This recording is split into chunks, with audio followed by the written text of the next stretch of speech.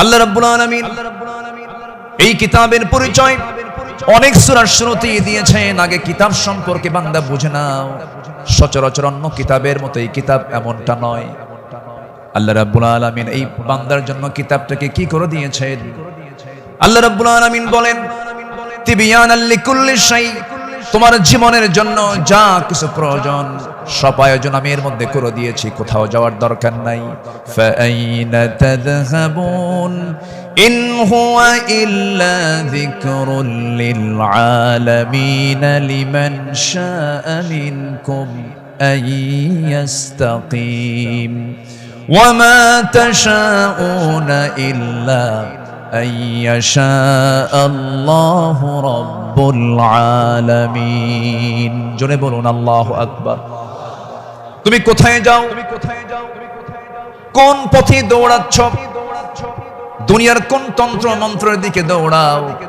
দুনিয়ার কোন আইনের দিকে দৌড়াও? এই পৃথিবীতে ৭০ থেকে ৮০টি মানব রচিত মতবাদ আছে। সমস্ত মতবাদকে তোমার ধিক্কার মারতে হবে, পচা বস্তাগুলোকে ফেলে দিয়া আল্লাহর আহ্বান হলো ইন হুয়া ইল্লা যিকির, এই জিকিরের দিকে চলে আসো। কোরআন তোমাকে সুপারিশ করে জান্নাতের দরজায় পৌঁছায়া দেবে। কোরআনের দল ছাড়াও এই দেশে আরো দল আছে না নাই? আসতে বলবেন না, আছে না নাই? ইসলামী দল ছাড়া আরো দল এই দেশে আছে না নাই? কিন্তু আল্লাহর কাছে মনোনীত দল একটাই, ইন্নাদ-দীনা ইনদাল্লাহিল ইসলাম। ইসলাম ছাড়া অন্য কিছু যে গ্রহণ করবে, সোজা কথা আল্লাহ পাক বলে দিচ্ছেন, ওয়া মান ইয়াবতাগি গায়রাল ইসলামি দীনান ফালান ইউকবালা মিনহু। যে ব্যক্তি জীবন বিধান হিসাবে, দল হিসাবে ইসলামকে বাদ দিয়ে অন্য কোনো দ্বীনকে গ্রহণ করবে, তার কোনো কিছুই গ্রহণ করবেন না। তিনি কে? এই কথা কে বলেছেন? অতএব দল করতেই হবে, সেই দল হতে হবে কার দল? আসতে বলবেন না, কার দল? আল্লাহ রাব্বুল আলামিন বলেন, ইন্নামা ওয়ালিয়্যুকুমুল্লাহু ওয়া রাসূলুহু ওয়াল্লাযীনা আমানুল্লাযীনা ইউকিমুনাস সালাতা ওয়া ইউতুনাস যাকাতা ওয়া হুম রাকিউন। ومن يتول الله ورسوله والذين آمنوا فإن حزب الله هم الغالبون। যারা আল্লাহর দল করবে তারাই বিজয়ী হবে। ঘোষণাকার, ঘোষণাকার। আল্লাহ ছাড় দেন কিন্তু ছেড়ে দেন না, ঠিক কি না? ছাড় দেন কিন্তু ছেড়ে দেন না। দেখেন না, যাওয়ার রাস্তা পাইল না, শেষে ভাঙ্গা হেলিকপ্টারে বিদায় নিল, ঠিক কিনা? যুগে যুগে যারাই আসমানি কিতাব নিয়ে ষড়যন্ত্র করেছে, যুগে যুগে যারাই জগতের শ্রেষ্ঠ সন্তান আলেমদেরকে নিয়ে ষড়যন্ত্র করেছে, তাদের অবস্থায় ফিরআউনদের মতো হয়েছে, হামানদের মতো হয়েছে, নমরুদদের মতো হয়েছে। সম্মানিত ভাইরা, এই কোরআনকে আমরা মানব শুধু নামাজে না সমাজেও? এই কোরআনকে মানতে হবে এক জায়গায় না সব জায়গায়? সব জায়গায় মানবো। জোরে বলি ইনশাআল্লাহ। এর মধ্যে কোনো তথ্যবাদ পড়েনি, সব তথ্য আল্লাহ পাকের মধ্যে দিয়েছেন। মিন শাইইন ওয়ালা আসগরা মিন যালিকা ওয়ালা আকবারা ইল্লা ফি কিতাবিম মুবিন। এমন কোন ছোট বিষয় নাই যা বাদ পড়েছে, আবার এমন কোন বড় বিষয় নাই যা বাদ পড়েছে। সব বলে দিয়েছেন তিনি আমার কে? আল্লাহ পাক। আল্লাহ তাআলা একটা সূরা নাযিল করেছেন, সূরাতুন নাহল, মৌমাছি। শতকের উপর শতক, হাজারো গবেষণার পরে সর্বপ্রথম 1973 সালে অস্ট্রিয়ান একজন বিজ্ঞানী কার্ল ভন ফ্রিশ মৌমাছির জীবন চক্র নিয়ে গবেষণা করে তিনি নোবেল পুরস্কার পান। তিনি এই বিষয়ে একটা বইও লিখেছেন যার নাম হলো দ্য ড্যান্সিং বিজ। তিনি সর্বপ্রথম ফটোগ্রাফির মাধ্যমে প্রমাণ করে দেখিয়েছেন মূলত ফিমেল ওয়ার্কার বি, মধু সংগ্রহ এবং মৌচাক নির্মাণের মূল কর্মী তারা। অথচ মহান রব্বুল আলামিন আজ থেকে ১৫০০ বছর আগে এই নারী কর্মী মৌমাছির কথা জানিয়ে দিয়েছেন কোরআনে ১৫০০ বছর আগে। জোরে বলি সুবহানাল্লাহ। আল্লাহ রাব্বুল আলামিন বলেন, وَأَوْحَى رَبُّكَ إِلَى النَّحْلِ أَنِ اتَّخِذِي مِنَ الْجِبَالِ بُيُوتًا وَمِنَ الشَّجَرِ وَمِمَّا يَعْرِشُونَ। জোরে বলুন আল্লাহু আকবার। আমার বন্ধুগণ, নাম্বার ২ হলো আল্লাহ রাব্বুল আলামিন এই মৌমাছিনি যে তথ্যগুলো দিয়েছেন সেই তথ্যের হালে এসে তারা বলতেছে কিন্তু ১৫০০ বছর আগে আল্লাহ রাব্বুল আলামিন তা জানিয়ে দিয়েছেন।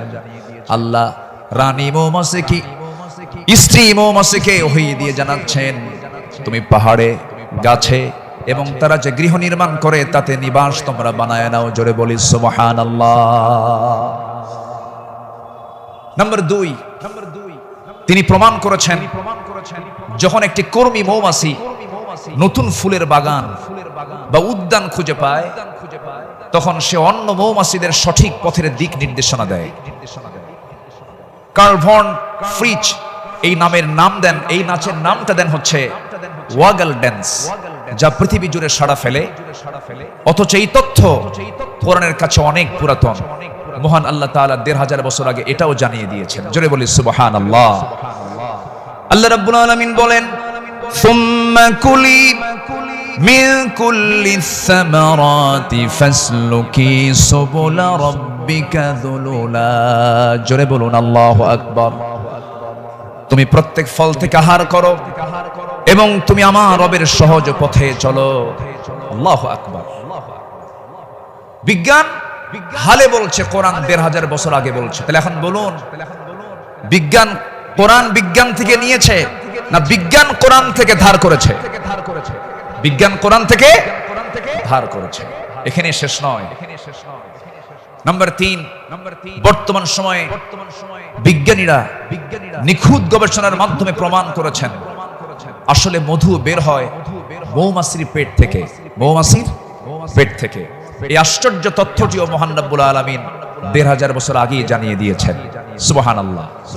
আল্লাহ রাব্বুল আলামিন বলেন, يخرج من بطونها شراب مختلف ألوانه فيه شفاء للناس إن في ذلك لآية لقوم يتفكرون। জোরে বলুন আল্লাহু আকবার। তার পেট থেকে এমন পানীয় বের হয় যার রং ভিন্ন ভিন্ন, যাতে রয়েছে মানুষের জন্য রোগ নিরাময়। নিশ্চয় এতে নিদর্শন রয়েছে সেই কওমের জন্য যারা চিন্তা করে। জোরে বলি সুবহানাল্লাহ। আল্লাহ তাআলার কি একটা ফার্মাসিউটিক্যাল কোম্পানি, কি বিশাল বড় একটা ফ্যাক্টরি আল্লাহ পাক মৌমাছিকে এই দায়িত্ব দিয়ে দিয়েছে। ১ পাউন্ড মধু বানাতে ৫৫০ মৌমাছিকে প্রায় ২০ লাখ ফুলে ভ্রমণ করতে হয়। সুবহানাল্লাহ বলবেন না? সেখানে একটা কর্মী মৌমাছিকে ৮০,০০০ কিলোমিটার পথ অতিক্রম করতে হয়। অন্য একটি গবেষণায় এসেছে ১৪.৫ লাখ কিলোমিটার পথ অতিক্রম করতে হয়, যা দিয়ে পুরো পৃথিবীটাকে ৩ বার প্রদক্ষিণ করা সম্ভব। শুধু ১ পাউন্ড মধু তৈরিতে মৌমাছির এত কষ্ট করতে হয়। আল্লাহু আকবার বলেন। মহান আল্লাহ তাআলা এই মৌমাছির মধ্যে সঠিক পরিমিত তাপমাত্রা বোঝার মতো আশ্চর্য একটা ক্ষমতা দিয়েছেন। মৌচাকের সঠিক তাপমাত্রা ৩৫ ডিগ্রি সেলসিয়াস থাকা প্রয়োজন। যদি কখনো তাপমাত্রা এর কম ৩০ ডিগ্রিতে নেমে আসে, তখন মৌমাছিগুলো সবাই একত্রিত হয়ে তাদের ডানাগুলো ঝাঁপিয়ে তাপমাত্রা বৃদ্ধি করে। জোরে বলে সুবহানাল্লাহ। আবার যদি কখনো তাপমাত্রা যদি বেড়ে যদি ৪০ ডিগ্রি হয়ে যায়, তখন আবার তারা উল্টো দিকে ডানা ঝাপটিয়ে মৌচাকে তাপমাত্রা ঠান্ডা করে। তখন আবারও ৩৫ ডিগ্রি তাপমাত্রায় নিচে স্বাভাবিক হয়ে যায়, নিচে নেমে আসে। এগুলো কার কুদরত? আসতে বলবেন না, কার কুদরত? আল্লাহর কুদরত। সম্মানিত ভাইয়েরা, আল্লাহ রাব্বুল আলামিন এই কিতাবের ভিতরে হাদিদ নামে, লোহা নামে একটা সূরা নাজিল করেছেন। সূরার নাম কি? হাদিদ, লোহা। লোহা ছাড়া কিছুই হয় না। এই লোহা নিয়ে বিজ্ঞান গবেষণা করে বলছে, আধুনিক বিজ্ঞান বলতেছে লোহার সৃষ্টি পৃথিবীতে নয়, বরং লোহা এসেছে বহির জগৎ থেকে, আকাশ থেকে। কারণ পৃথিবীর পরিবেশে লোহা উৎপাদনের জন্য অনুপযোগী, কেননা সূর্যের যে তাপমাত্রা লোহা উৎপাদনের জন্য যথেষ্ট নয়। সূর্যের কেন্দ্রের তাপমাত্রা হলো 15 মিলিয়ন ডিগ্রি সেলসিয়াস, আর সূর্যের পৃষ্ঠে অর্থাৎ ফটোস্ফিয়ারের তাপমাত্রা হচ্ছে 5.5 থেকে 6,000 ডিগ্রি সেলসিয়াস। অথচ লোহা উৎপাদনের জন্য আনুমানিক 5 বিলিয়ন ডিগ্রি সেলসিয়াস প্রয়োজন। বিজ্ঞানীদের ধারণা কোন সুপারনোভা বিস্ফোরণ থেকেই এই লোহার আগমন ঘটে থাকতে পারে। অথচ মহান রব্বুল আলামিন 1500 বছর আগেই সূরা হাদিদে জানিয়ে দিয়েছেন আল্লাহ পাক লোহা নাজিল করেছেন। সুবহানাল্লাহ বলবেন না? আল্লাহ রাব্বুল আলামিন বলেন, وَأَنزَلْنَا الْحَدِيدَ فِيهِ بَأْسٌ شَدِيدٌ وَمَنَافِعُ لِلنَّاسِ। সূরাতুল হাদিদ আয়াত নম্বর 25। মহান রব্বুল আলামিন বলেন, আমি লোহা নাজিল করেছি যাতে রয়েছে প্রচন্ড শক্তি, মানুষের জন্য বহুবিধ উপকার। জোরে বলি সুবহানাল্লাহ। তাহলে বিজ্ঞান এগুলো প্রমাণ করেছে না কোরআন থেকে ধার করেছে? কোরআন থেকে ধার করেছে। বিজ্ঞান দিয়ে কোরআন যাচাই হবে না, কোরআন দিয়ে বিজ্ঞান যাচাই হবে। কোন আইন দিয়ে কোরআনকে ব্যর্থ করার চেষ্টা করলে সে ব্যর্থ হবে। কোরআন দিয়ে পৃথিবীর সকল আইনকে ব্যর্থ করতে হবে। যারা বলেন কোরআন আর রাজনীতি ভিন্ন বিষয়, তাদের নতুন করে ঈমান আনতে হবে। কোরআন হচ্ছে আইন এবং প্রশাসনের চলন্ত বিশ্বকোষ। এটা দিয়েই নামাজ যেমন চলতে পারে, সমাজও চলতে পারে। কোরআন দিয়ে ক্যান্টনমেন্ট চলবে, কোরআন দিয়ে প্রশাসন চলবে। কোরআন দিয়ে চলতে পারে না এমন কোন প্ল্যাটফর্ম নেই, কোরআন দিয়ে সব চলবে, এটাই স্বাভাবিক। এই বিশ্বাস যার আছে তার ঈমান আছে, এই বিশ্বাস যার নাই তার ঈমান নাই, নাই, নাই।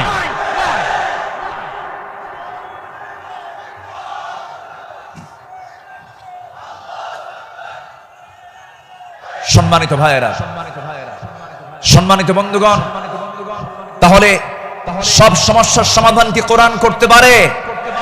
আসতে বলবেন না, পারে। এখন বাংলাদেশের সবচাইতে বড় সমস্যা কি জানেন? গদি সমস্যা। কি সমস্যা বলেন? গদি সমস্যার সমাধান তো মনে হয় কোরআনে নাই। একটা আয়াত আছে, আয়াতুল কুরসি। আয়াতুল কুরসি। কুরসিয়ন মানে কি? গদি। কুরসিয়ন মানে কি?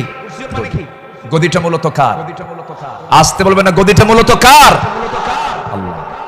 ক্ষমতা কারোই না, ক্ষমতা একমাত্র কার? আল্লাহ। কোরআন সম্পর্কে সংক্ষিপ্ত একটা ধারণা, আল্লাহর সিস্টেম মতোই আল্লাহ এই পদ্ধতিতেই তিনি আলোচনা করেছেন। কোরআনে তার কথাগুলো এইভাবে আসছে। আসুন আমরা এখন মূল ওই আয়াতটার দিকে আমরা চলে যাচ্ছি। সম্মানিত বন্ধুগণ, আমার নবীর আদর্শে গড়া সাহাবীদের বিপ্লবী জীবন, মুমিনের অনুসরণীয় পথ, আমাদের পথ তো সেই পথ যে পথে আমার রাসূল চলেছেন, যে পথে সাহাবীরা চলেছেন। এই পথ ছাড়া আমাদের দ্বিতীয় কোনো পথ আছে? আসতে বলবেন না, আছে। সেই সাহাবীদের সম্মানটা কত! আল্লাহ রাব্বুল আলামিন বলেন, والسابقون الأولون من المهاجرين والأنصار والذين اتبعوهم بإحسان رضي الله عنهم ورضوا عنه وأعد لهم جنات تجري تحتها الأنهار خالدين فيها أبدا ذلك الفوز العظيم জোরে বলুন আল্লাহু আকবার। মুহাজির এবং আনসারদের মধ্যে যারা ঈমানে প্রথমে যারা অগ্রগামী হয়েছে এবং যারা নিষ্ঠার সাথে তাদের অনুসরণ করেছে, আল্লাহ তাদের সকলের প্রতি সন্তুষ্ট হয়েছেন, তারাও তার প্রতি সন্তুষ্ট হয়েছেন। আল্লাহ তাদের জন্য এমন জান্নাত রেখে দিয়েছেন যার নিচ দিয়ে নহর প্রবাহিত।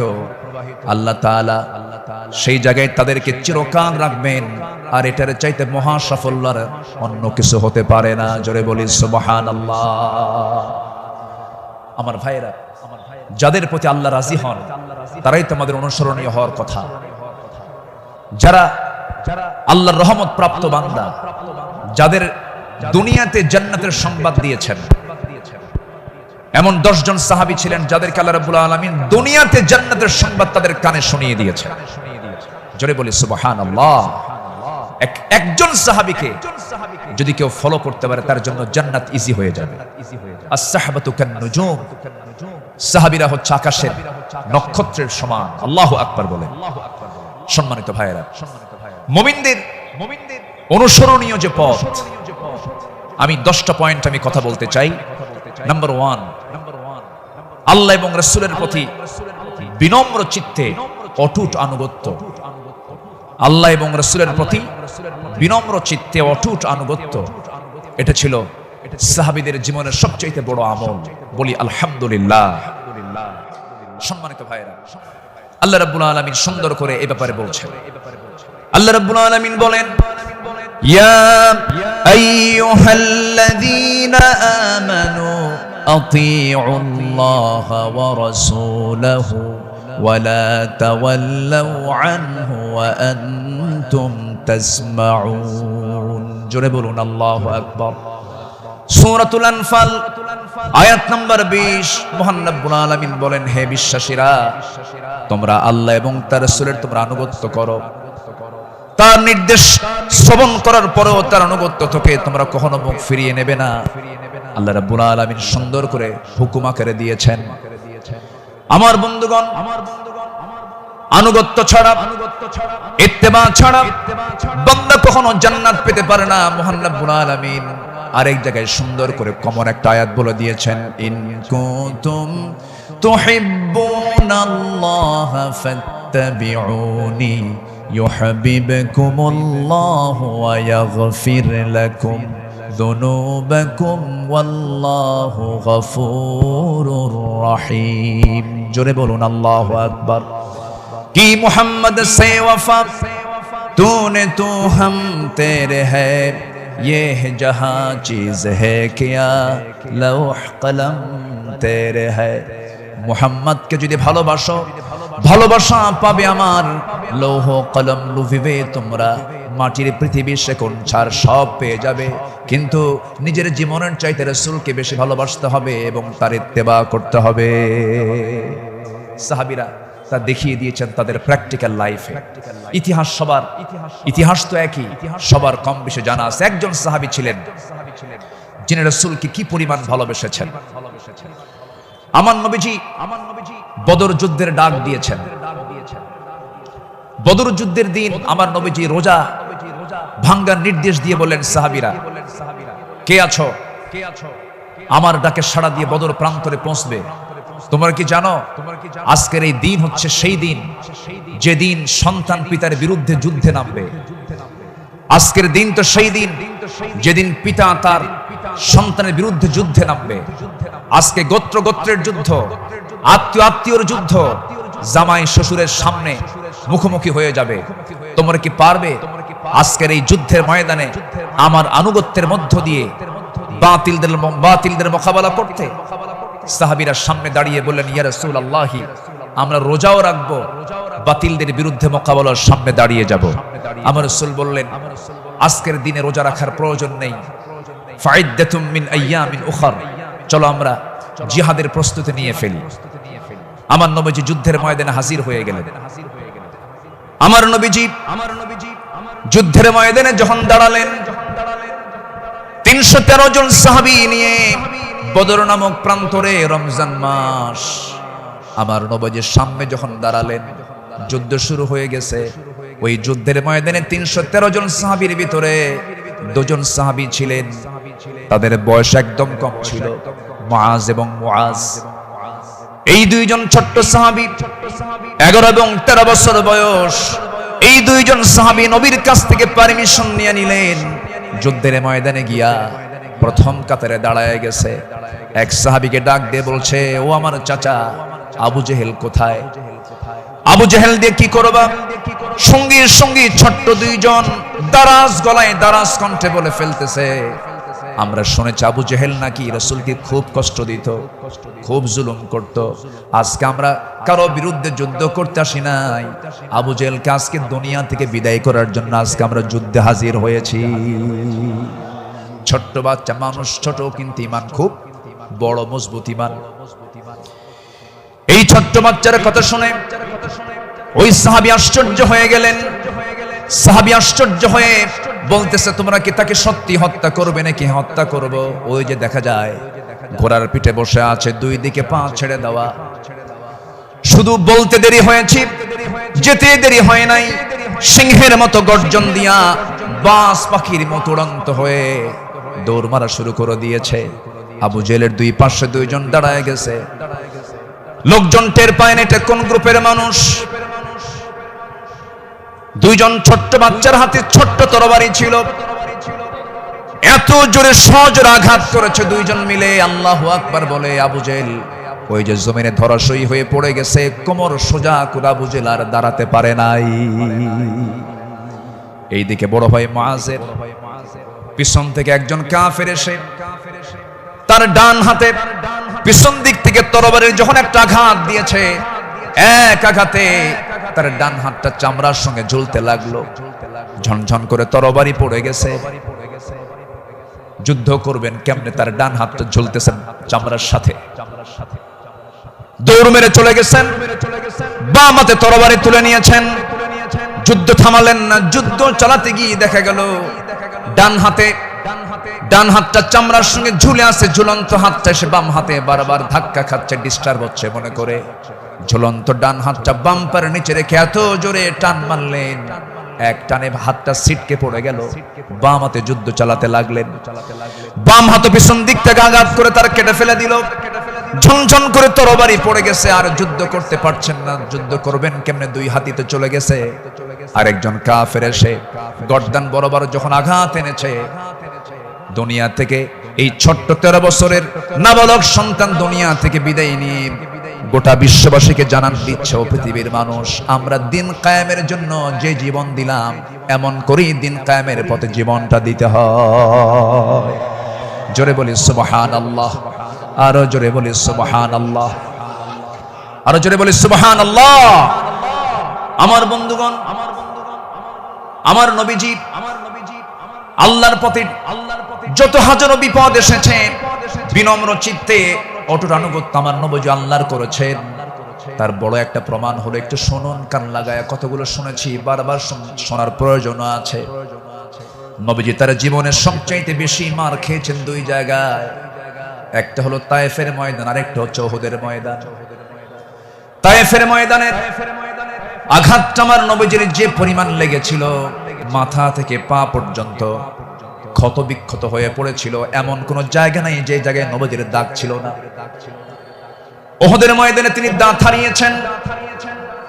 খন্দকের পরীক্ষা খনন করতে গিয়ে তিনি তার কোমর হারিয়েছেন। যখন পরীক্ষা খনন করতে গেছেন, 4 দিনের না খাওয়া রাসূল পরীক্ষা খনন করতে গিয়ে ওই যে কোমর কুঁজো হয়ে গিয়েছিল, মৃত্যুর দিন পর্যন্ত আমার নবীজি কোমর সোজা করে দাঁড়াতে পারেন নাই। এত বড় কঠিন মুসিবতের সম্মুখীন আমার নবীজি হয়েছেন। সবচেয়ে কঠিন টাইম চলে গেছে হলো তায়েফের ময়দানে। বুক ভরা আশা নিয়ে কালিমার দাওয়াত দিতে গেছেন, কিন্তু সেই জায়গায় গিয়ে আমার নবীজি ফুল পেয়েছেন না পাথর পেয়েছেন? ফুল পেয়েছেন না পাথর পেয়েছেন? পাথর পেয়েছেন। কিন্তু আমার নবীজি রক্তাক্ত অবস্থায় পড়ে থাকলেন।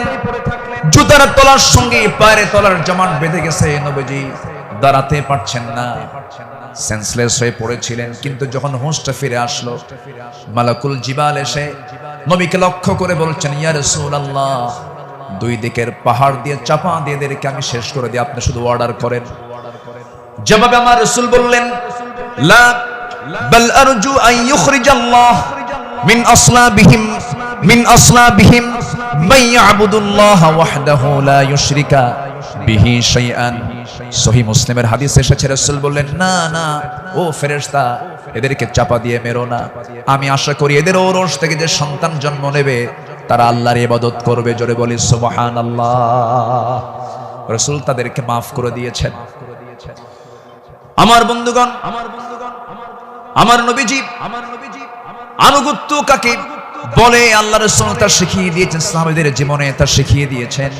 সাহাবে কেরাম রাসূলকে জীবন দিয়ে ভালোবেসেছেন। মিকদাদ রাদিয়াল্লাহু তাআলা আনহু রাসূলকে সামনে দাঁড় করিয়ে বলছেন, ইয়া রাসূলুল্লাহি ওয়াল্লাহি ইয়া রাসূলুল্লাহ লা নাকুলু কামা ক্বালাত বানু ইসরাঈল লিমূসা ফাযহাব আনতা ওয়া রাব্বুকা ফাকাতিলা ইন্না হাহুনা কাঈদুন ওয়ালাকিন্নানা নুকাতিলু আন ইয়ামিনিক ওয়া আন ইয়াসারিক ওয়া মিন বাইনি ইয়াদাইক ওয়া মিন খালফিক। জোরে বলি আল্লাহু আকবার। হে রাসূল, আমাদের কেমন পাবেন না, যেমন করে মুসার উম্মত মুসাকে বলেছেন এমন করে আমরা তা বলবো না, আপনাকে বলবো। আমরা আপনার ডান থেকে বাম থেকে সামনে থেকে পিছন থেকে যখন ডাক দিবেন বাতিল শক্তির মোকাবেলায় ঝাঁপ দিয়ে পড়বো। জোরে বলি আল্লাহু আকবার। আমার নবীর চেহারায় আনন্দের ঝলকানি প্রকাশ পেল। সাহাবীরা আমার নবীর চতুর্পার্শ্বে সবসময় ছায়া দিয়ে রেখেছেন। জীবনের চাইতে তারা রাসূলকে বেশি ভালোবেসেছেন। আনুগত্য কাকে বলে? এই পৃথিবীতে প্রধান কাতারে যারা ছিলেন তারা হচ্ছেন সাহাবে কেরাম। সাদ ইবনে মুআজ রাদিয়াল্লাহু তাআলা আনহু বদর যুদ্ধের দিন মৃত্যুর ভয় না করে নবীর আনুগত্যে দাঁড়িয়ে দীপ্ত কণ্ঠে বলেছিলেন, ফাওয়াল্লাযী বাআসাকা বিল হক লাউ ইসতা'রাদতু বিনা হাযাল বাহরা ফাখুদতাহু লাখুদনাহু মা'আক। সেই সত্যের কসম যিনি আপনাকে সত্য সহ প্রেরণ করেছেন, যদি আপনি আমাদেরকে আজকে সমুদ্রের দিকে অগ্রসর হতে বলেন তাতেও প্রবেশ করেন, আমরা সাথে সাথে আপনার অনুসরণ করে আমরাও সমুদ্র বক্ষে ঝাঁপ দেব, কোনো পরোয়া করব না। জোরে বলি আল্লাহু আকবার। আমার বন্ধুগণ, নাম্বার 2 আমরা চলে আসি দান এবং দানশীলতায় রাসূলের আদর্শ এবং সাহাবীদের অনুসরণ। আমার নবীজির দান, তার যে দানশীলতার ব্যাপারে হাদিস এসেছে, তিনি প্রবাহিত বাতাসের মতো দান করতেন। কানা রাসূলুল্লাহ সাল্লাল্লাহু আলাইহি সাল্লাম আজওয়াদান নাস ফালা রাসূলুল্লাহ সাল্লাল্লাহু আলাইহি সাল্লাম আজওয়াদু বিল খাইর মিনার রিহিল মুরসালা। আমার নবীজি প্রবাহিত বাতাসের মতো তিনি দান করতেন। যখন শুরু করতেন দান থামতো না, অবারিত দান করতেন। জোরে বলি সুবহানাল্লাহ। সাইয়েদনা ওমর ফারুক রাদিয়াল্লাহু তাআলা আনহু তিনি বলেন, তাবুকের প্রান্তরে বুক ভরা আশা নিয়ে নবীর সামনে দাঁড়ালাম এবং মনে মনে ভাবলাম, সারা জীবন আমার বন্ধু আবু বকরের সঙ্গে কোনো ইবাদতের কম্পিটিশনে পারি নাই, আজকে আমি আবু বকরকে হারায়া ফেলবো। তিনি করলেন কি, সমস্ত সম্পত্তির অর্ধেক তিনি তাবুক অভিযানে তিনি দান করলেন। আব্দুর রহমান ইবনে আওফ রাদিয়াল্লাহু তাআলা আনহু 3 বস্তা সোনা দান করেছেন। সবার দান যখন শেষ হয়ে গেছে, আমার নবী অপেক্ষার প্রহর গুনছেন তার সারা জীবনের বন্ধু, 3 দিনের ছোট বড় হিজরতের রাতের সাথী সাইয়েদনা আবু বকর সিদ্দিক রাদিয়াল্লাহু আনহু তিনি কখন তাবুকের জন্য তিনি কি নিয়ে আসবেন, তার দানের পরিমাণ কি, তিনি অপেক্ষার প্রহর গুনছেন। নবীর সামনে যখন এসে দাঁড়ালেন, রাসূল লক্ষ্য করে বলছেন, ইয়া আবা বকর মা আবকাইতা লি হালিক। হে আমার আবু বকর, তোমার পরিবার পরিজনের জন্য তুমি কি রেখে এসেছো?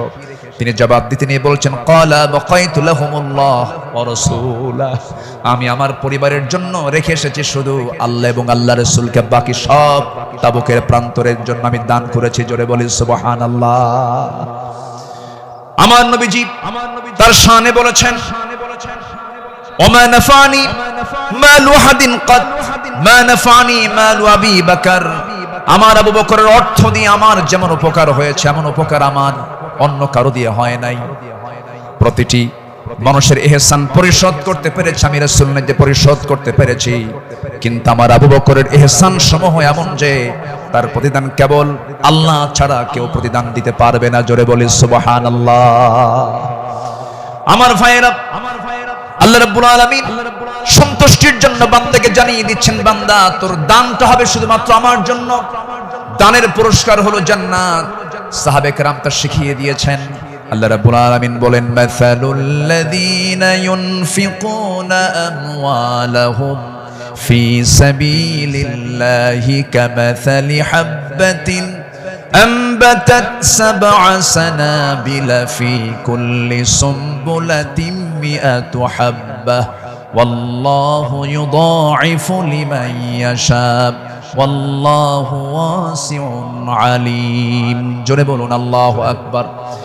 যারা আল্লাহর পথে তাদের সম্পদ ব্যয় করে তাদের উপমা হলো একটা বীজের মতো যা উৎপন্ন করলো 7টা শীষ, প্রতিটি শীষে রয়েছে 100 দানা। তারা আর আল্লাহ যাকে চান তার জন্য এমন করেই বাড়িয়ে দেন। আল্লাহ হচ্ছেন সবচাইতে প্রাচুর্যময় এবং সর্ব বিষয়ে জ্ঞানী। জোরে বলি সুবহানাল্লাহ। নাম্বার 3 হলো আদল এবং ইহসানের মূর্ত প্রতীক ছিলেন রাসূল এবং সাহাবে কেরাম। আদল কাকে বলে, ইনসাফ কাকে বলে, ইহসান কাকে বলে, যদি আমরা মডেল হিসেবে গ্রহণ করব আমার নবী এবং সাহাবে কেরামকে। আল্লাহ রাব্বুল আলামিন এই শানে বলেছেন ইন্নাল্লাহা ইয়া'মুরু বিল আদলি ওয়াল ইহসানি ওয়া ইতা'i যিল কুরবা ওয়া ইয়ানহা আনিল ফাহশাই ওয়াল মুনকারি ওয়াল বাগি ইয়া'iদুকুম লা'আল্লাকুম তাযাক্কারুন। জোরে বলুন আল্লাহু আকবার। আমার বন্ধুগণ, আদালত কাকে বলে? সাইয়েদনা ওমর ফারুক রাদিয়াল্লাহু তাআলা আনহু অর্ধ দুনিয়ার শাসনকর্তা। তিনি একদিন ঘোড়া কিনতে গেছেন বাজারে। কি কিনতে গেছেন? ঘোড়া কিনতে গেছেন। আজকের বাজারে যেমন হোন্ডা কিনতে যায়, গাড়ি কিনতে যায়, আগের যুগে মানুষ কিনতে যেত কি? ঘোড়া। সাইয়েদনা ওমর ফারুকের প্রয়োজন, ঘোড়া কিনতে গেছেন। ঘোড়াওয়ালার সঙ্গে কথা বললেন, দামাদামি করে নিলেন। ঘোড়া একটা কিনলেন, দামটা দিয়ে দিলেন, কেনা বেচা হয়ে গেছে, চুক্তি সম্পন্ন হয়ে গেছে। ঘোড়া কিনে নিয়ে বাড়িতে চলে আসবেন। কয়েক মাইল ঘোড়ার পিঠে তিনি চড়েছেন। কয়েক মাইল আসতে না আসতেই তার ঘোড়ার 4টা পা অকেজো হয়ে গেছে। 4 পা যখন অকেজো হয়ে গেছে, সাইয়েদনা ওমর ফারুক একটু খেপে গেলেন, রেগে গেলেন। রেগে গিয়ে সোজা চলে গেছেন সেই ঘোড়াওয়ালার কাছে গিয়ে বলছেন, ঘোড়াওয়ালা তুমি আমাকে এমন ঘোড়া দিলে কেন? যে ঘোড়াটা আমি 4-5 মাইল যেতে না যেতে 4টা পাই তার অকেজো হয়ে গেছে, অসুস্থ ঘোড়া দিয়েছে, আমি এই ঘোড়া নেব না। সঙ্গে সঙ্গে ঘোড়াওয়ালা বলছেন, আমিরুল মুমিনিন আমি আপনাকে যে ঘোড়াটা দিয়েছি সুস্থ ঘোড়া দিয়েছি। আপনি যখন আমার কাছ থেকে ঘোড়াটা কিনতে এসেছিলেন সেই সময় ঘোড়াটা সুস্থ ছিল। আপনার মালিকানা যাওয়ার পরে ঘোড়াটা অসুস্থ হয়ে পড়েছে। সাইয়েদনা ওমর ফারুক একটু খেপে গিয়ে বলছেন, অসুস্থ ঘোড়া আমি নেব না, ঘোড়া ফেরত নাও, টাকাটা আমাকে দিয়ে দাও। এবার ঘোড়াওয়ালা বলছে, আমিরুল মুমিনিন আমি যত বলবো আপনি যত বলবেন কোনো ফায়সালা আসবে না। ঠিক আছে, আমার কথা এবং আপনার কথা দুটা নিয়ে আমরা চলুন, আমরা আদালতে যাই। কোথায় যাই? আদালতে চলে যাই। ইন্নাল্লাহা ইয়া'মুরু বিল আদল, আদালতের সম্মুখীন হয়ে যাই। সাইয়েদনা ওমর ফারুক রাদিয়াল্লাহু তাআলা আনহু তখন অর্ধ দুনিয়ার শাসনকর্তা। এই কথা শোনার সঙ্গে সঙ্গে তিনি তার সকল কথাকে তিনি অফ করে দিলেন। চুপ মেরে গিয়ে বলছেন, ঠিক আছে ঘোড়াওয়ালা চলো আদালতে হাজির হই, চলো আদালতে ফয়সালা দিয়ে দেবে। চিন্তা করে দেখুন, অর্ধ দুনিয়ার শাসনকর্তা ওমর ফারুক সামান্য এক ঘোড়াওয়ালা মামলা দিচ্ছে, সেই মামলায় তিনি হাজির হচ্ছেন। চলে গেলেন আদালতে। আদালত চত্বরে গিয়ে যখন হাজির হলেন, বিচারালয়ের চেয়ারে বসা একজন কাজী যখন সাইয়েদনা ওমর ফারুককে দেখেছেন, দেখা মাত্রই তিনি দাঁড় হয়ে বলছেন, আমিরুল মুমিনিন আপনি কেন আদালতে, কি হয়েছে? তিনি এবার বলছেন, বিচারপতি আমি ঘোড়া কিনতে গেছি, ঘোড়া সে আমাকে অসুস্থ ঘোড়া দিয়েছে, আমি এই ঘোড়া নেব না, সেজন্য বিচার আদালত পর্যন্ত গড়িয়েছে, কি করা যায়? কাজী সুরাই ইবনুল হারিস আল কিন্দি রাহিমাহুল্লাহ সেই বিচারপতির নাম। তিনি বলছেন, আমিরুল মুমিনিন দুপক্ষের কথাই তো শুনতে হবে। দুপক্ষের কথাই তিনি শুনলেন। ঘোড়াওয়ালাও তার বক্তব্য দিল, খলিফাতুল মুসলিমিন তিনিও তার বক্তব্য পেশ করলেন, তার কথাগুলো বললেন। দুজনের কথা শোনার পরে কাজী সুরাই ইবনুল হারিস আল কিন্দি রাহিমাহুল্লাহ এবার বলছেন, আমিরুল মুমিনিন অবশ্যই আপনি সম্মানিত, আপনি খলিফাতুল মুসলিমিন, কিন্তু আদালতটাকে কায়েম করার জন্য আমি আজকে আপনার কাছে দুঃখ প্রকাশ করছি। আজকে এই আদালতের রায়টা আপনার পক্ষে যাবে না, এই রায়টা সম্পূর্ণ ঘোড়াওয়ালার পক্ষে চলে যাবে। আমি আপনাকে বুঝাইয়া দিচ্ছি। এবার তিনি বলছেন, আমিরুল মুমিনিন, আপনি আমার সামনে যে কথা বলছেন, আপনি এই জায়গা থেকে সুস্থ অবস্থায় বাড়ি পর্যন্ত ফিরবেন, তার কোনো গ্যারান্টি আছে নাকি? না, গ্যারান্টি নাই। তাই যদি হয় যে ঘোড়াটা আপনি কিনে নিয়েছেন, সেই ঘোড়াটা সুস্থ অবস্থায় কিনেছেন, আপনার মালিকানায় যাওয়ার পরে ঘোড়াটা অসুস্থ হতেই পারে, অসুস্থ হয়ে গেছে, কিন্তু সেই ঘোড়াটা ফেরত দিয়া আপনার টাকা ফেরত নেবেন, এমনটা তো ইসলাম এলাও করে না। সাইয়েদনা ওমর ফারুক রাদিয়াল্লাহু তাআলা আনহু একটা কথা বললেন না। আদালত চত্বর থেকে তিনি বের হয়ে গেলেন। পরের দিন তিনি মাজলিসে শুরার বৈঠকে বসলেন, সবাইকে জানান দিলেন যে আমার সমস্ত উপস্থিত সমস্ত পরামর্শ সভার সদস্যবৃন্দ, গতকালকে আমি একজন বিচারপতি পেয়েছি, এত বড় আদিল মানুষ আমি দেখি নাই। এত বড় আদিল, ইমামুন আদিল, এত সুন্দর রায় সে দিয়েছে, তার এত বড় সাহস। সে ব্যক্তির দিকে তাকায় নাই, সে আইনের দিকে তাকাইছে, আদালতের দিকে তাকাইছে।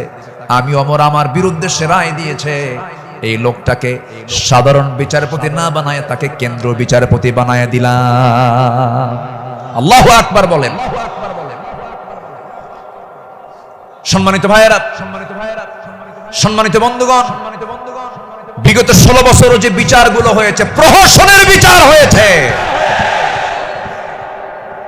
অনেক মার কোল তারা শূন্য করেছে, অনেক আল্লাহর গোলামের উপরে তারা জুলুম করেছে। 2018 সালে হঠাৎ করে আমার বাড়ি চতুর্দিক থেকে কয়েকশো পুলিশ আমার বাড়ি ঘেরাও করে আমাকে ধরতে গেছে। বিশাল বড় সন্ত্রাসী তো, ধরতে গেছে। তো বললাম, ভাই কি সমস্যা কি, চলেন থানায় যেতে হবে। থানায় নিয়ে গেল। ওসির সামনে বসে আছি, দেখি ওসির চোখের ভিতরে পানি টলমল করছে, অশ্রুপূর্ণ চোখ। তো বললাম, আপনি কাঁদেন কেন? হুজুর, আমি আপনার খুব ভক্ত। তো ভক্ত তো ধরছেন কেন? বলে যে কি করব হুজুর, চাকরি বাঁচান তো ফরজ, সন্তানাদি আছে, কি করব, উপর থেকে খুব চাপ। হুজুর, আপনি আমাকে মাফ করে দিয়ে, কি করবেন, চাকরি বাঁচান তো ফরজ। আমি বললাম, চাকরি বাঁচান ফরজ, ইমান বাঁচান নফল। মামলা একখান দিয়া চালান দিয়ে দিল, কোর্টে নামঞ্জুর করলো, কোনো মঞ্জুর হবে না। সেখান থেকে নিয়ে চলে গেল জেলখানায়। জেলখানায় ঢুকলাম, ঢুকেই দেখি 80-85 বছরের এক বুড়া মানুষ আমারে দেখে লম্বা একখান সালাম দিয়ে বলে, হুজুর আপনি জেলখানায় ঢুকলেন, খুব খুশি হলাম। তো বললাম, ঢুকলাম জেলখানায়, খুশি হলেন আপনি, ব্যাপারটা কি? বলে, হুজুর দূর থেকে ওয়াজ শুনি, দূর থেকে আলোচনা শুনি, কাছে যেতে পারি না, মুসাফা করতে পারি না, একটু মনের কথাগুলো বলবো তাও পারি না। কত সুন্দর আপনি আমার কাছে ধরা দিলেন, দোয়া করে জেলখানায় থাকে। তো আমি এখন উল্টা মুরব্বিকে বললাম, চাচা আপনি জেলখানায় কেন এই বুড়া বয়সে, নাতিপুতি থুইয়া? তো বলতেছে, বাবা কি বলবো, বোমা হামলা, বোমা হামলা। মানে আমার নামে বোমার মামলা দিয়েছে, আমি নাকি বোমা মেরেছি। বাবা বলো তো, এই 80 বছরের বুড়ার হাতে যদি বোমা তুলে দেওয়া হয়, সেই বোমা লক্ষ্যে যাবে না নিজের মাথায় পড়বে? এই আচরণ করেছে তারা 16 বছর। ফেরাউন বেঁচে ছিল, ফেরাউন পৃথিবীতে বেঁচে ছিল 1600 বছর, এরা ছিল 16 বছর। সংখ্যার যে মিল হলো কেমনে বুঝলাম? ফেরাউনের যে চরিত্র, এদের সেই একই চরিত্র তারা প্রকাশ করেছিল 16 বছর। দাড়ি দেখলেই, টুপি দেখলেই তাদেরকে জঙ্গিবাদীর তকমা লাগিয়ে মামলা দিত। রাস্তার ফকির পর্যন্ত মামলার শিকার হয়েছে। আল্লাহ পাক একটা পরিবেশ আমাদেরকে উপহার দিয়েছেন, দিন কায়েমের কাজে আমরা এই পরিবেশকে কাজে লাগাবো। জোরে বলি ইনশাআল্লাহ, আরো জোরে বলি ইনশাআল্লাহ। আল্লামা সাঈদী তিনি দুনিয়া থেকে বিদায় নিয়েছেন, তার একটাই স্বপ্ন ছিল, এই বাংলার জমিন শাসন হবে কোন দিন? কোরআন দিয়া। এটাই তার স্বপ্ন ছিল। সেই স্বপ্ন পূরণ করার জন্য আল্লামা সাঈদীকে জীবন দিয়ে ভালোবাসেন আপনারা, আমি বিশ্বাস করি। কারণ 100 বছরের ইতিহাসে এমন রেকর্ড নাই। আল্লামা সাঈদীর শুধু ফাঁসির রায় দিয়েছিল, সেই রায়কে কেন্দ্র করে একই দিনে শতাধিক মুসলমান শাহাদাত বরণ করেছিল। সম্মানিত ভাইয়েরা, তার যে স্বপ্ন এই দেশ আল্লাহর জমিন, আল্লাহর দিন কায়েম হোক, সেই জমিনে দিন কায়েম হওয়ার জন্য যদি বুকের তাজা প্রাণ ঢেলে দিতে হয়, বুকের তাজা রক্ত ঢেলে দিতে হয়, জানমাল দিতে হয়, সবাইকে রাজি আছেন? রাজি আছেন কারা কারা? হাত উঁচু করে দেখান মুসলমান।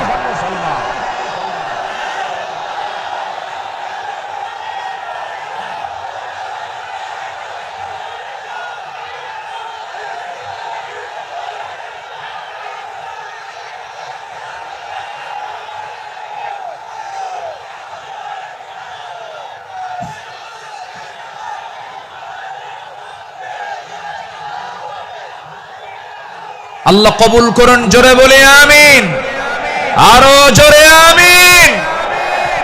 হাত নামান, বসুন। আমি তো দাঁড়াতে বলি নাই, আপনি দাঁড়ালেন কেন?